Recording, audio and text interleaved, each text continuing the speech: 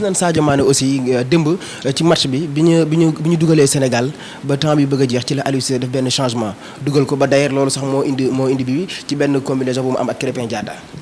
gis nga Sadio depuis ba ma dalee di seetaan Sadio Mané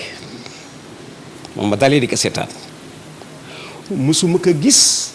ci état bi mu nekkoon bërki démb contre Mali je n'ai jamais vu Sadio Mané aussi efficace. Il a pris 10 minutes ci match bi 10 bi muy dugg c'est le dernier quart d'heure fekk Mali mené 1-0 parce que Mali ngi marqué à la 74e minute bi Mali di marqué duggagul ci laa gis mu jóg di préparé wu Sadio Mané 10 minutes la fekkee ci match bi il marque un but il égalise il offre le deuxième but à son ami ça sonne xam nga Sadio Mané est plus content que Moussa Konaté bu Moussa Konaté dugalee.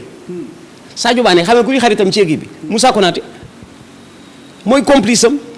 gis nga Sadio Mané léeg-léeg pour bien l'avoir sax il faut avoir Moussa Konaté bu Moussa Konaté nekkee foofu ci lay gën a nekk passeur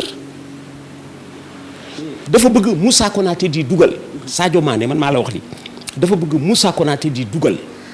te ñoom ñaar ku ci dugal bu fa kenn ki nekkee y a beaucoup de complicité entre eux deux depuis les Jeux Olympiques. Ça, c'est depuis les Jeux Olympiques. Ils ont plaisir à être ensemble. Alors, mais pour revenir à ce Sadio Mané dans ces 10 dernières minutes contre le Mali, je n'ai jamais vu Sadio dans un tel état de grâce. 10 minutes Sadio Mané yooyu su koy def dans un match léegi ñu nangu ballon d'or bi ci ñoom Modric ñoom Cristiano Ronaldo ak ñoom Messi jox ko. Parce que il a joué juste pendant 10 minutes. Pas de déchets, pas de gâchis, généreux, passeur, etc.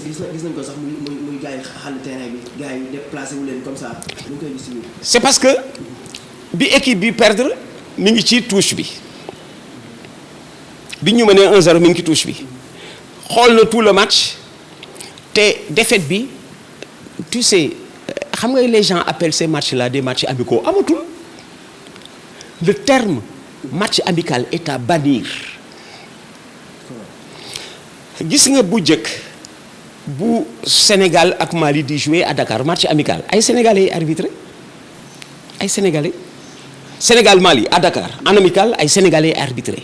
Mali Sénégal à Bamako ay Maliens ñooy arbitré parce que c'était des matchs programmés entre les deux fédérations.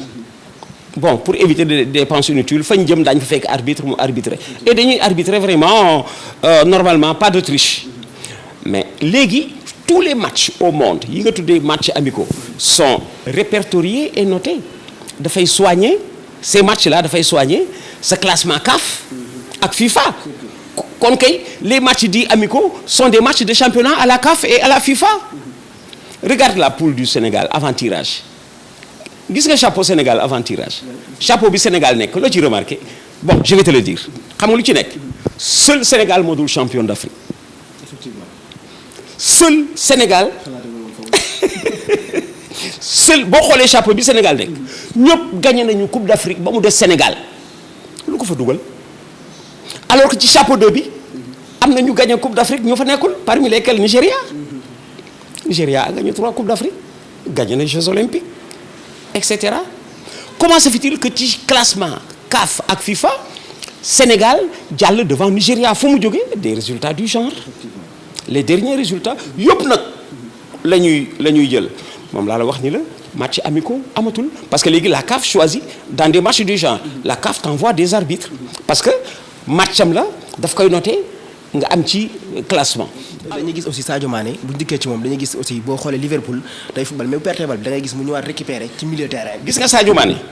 il y a quelques semaines de cela Mohamed Salah était plus important pour l'équipe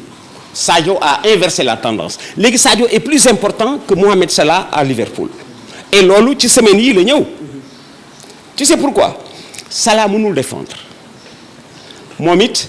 gisoo ci attitude am d'ailleurs léeg-léeg gis ka muy dox Sadio moo am réaction wu replier ñoom ñaar bu ñu waree bokk attaque Sadio mooy gën a replier Klopp l'entraîneur l'a tellement compris que ñoom ñaar bu ñu waree bokk attaque Sadio Mané mooy gën nekk ci gannaaw parce que moo capable di daw sans ballon di porter ballon di ko indi ba pare moo ko gën généreux fi mu ko gënee généraux Sadio Mané bal yi muy jox Salah du ko jox xaw ma jalousie la mais ni Sadio amee waaw générosité ci jox ballon bi Salah du ko jox gis naa match bu nga xam ne daf ko war a jox ballon bi Salah daf ko war a jox mu dëmbooyu ko il a essayé de marquer fekk na Sadio marqué ba pare c'est la balle qui a suivi pour que ñu bañ ko critiquer ci loolu mooy balle bi Sadio Mané mbëkk à Munich contre Bayern balu mbëkk bi xam nga centre Salah la mais Salah l'a fait pour que ñu oublier action précédente ba il l'a fait pour que ñu oublier balle bi mu ko waroon a jëkk jox mais daf ko jox pour ne pas être exposé à la critique il a donné ce ballon là à Sadio mais c'était pour lui c'était pour s'éviter la critique donc Sadio Mané moo gën complet entre Salah ak Sadio Mané boo manqué latéral gauche Sadio Mané ngay jël moom dana daw ci adversaire dana tacler et cetera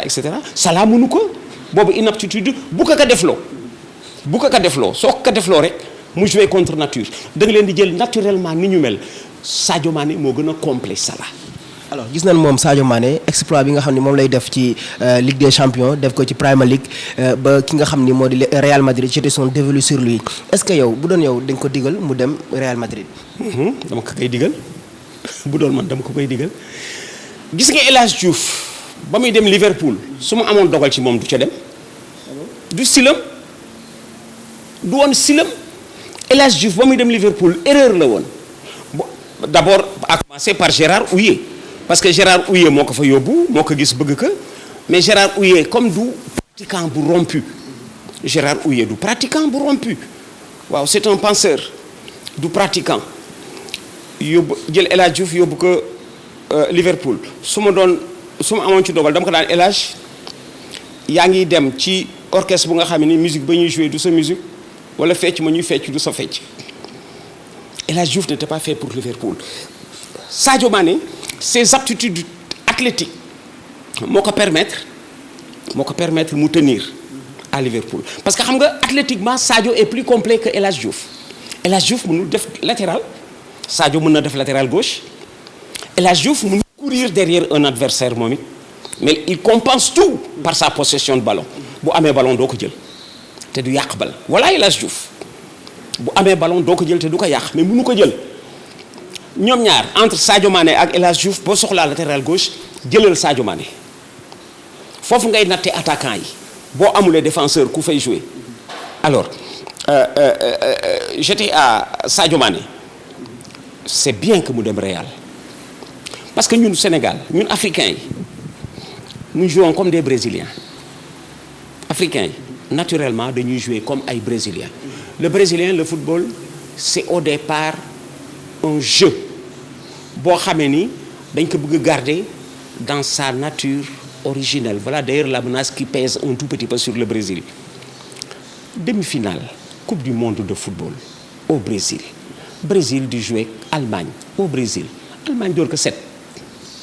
loolu match normal la xoolaatal boobu le Brésil est en demi-finale de coupe du monde waaw au Brésil boo seetaanul match bi Brésil joue au Brésil demi-finale de coupe du monde coupe du monde bal du 2014 yàggul Brésil joue au Brésil demi-finale contre Allemagne boo seetaanul match bi ñu yee la di la match bi jeex na Allemagne doon na Brésil 7 da nga naan lu xew alors li xew ci match boobu moo di les Brésiliens ont simplement fait confiance comme on dit à la nature originelle du football amee ballon bi di attaquer sans arrêt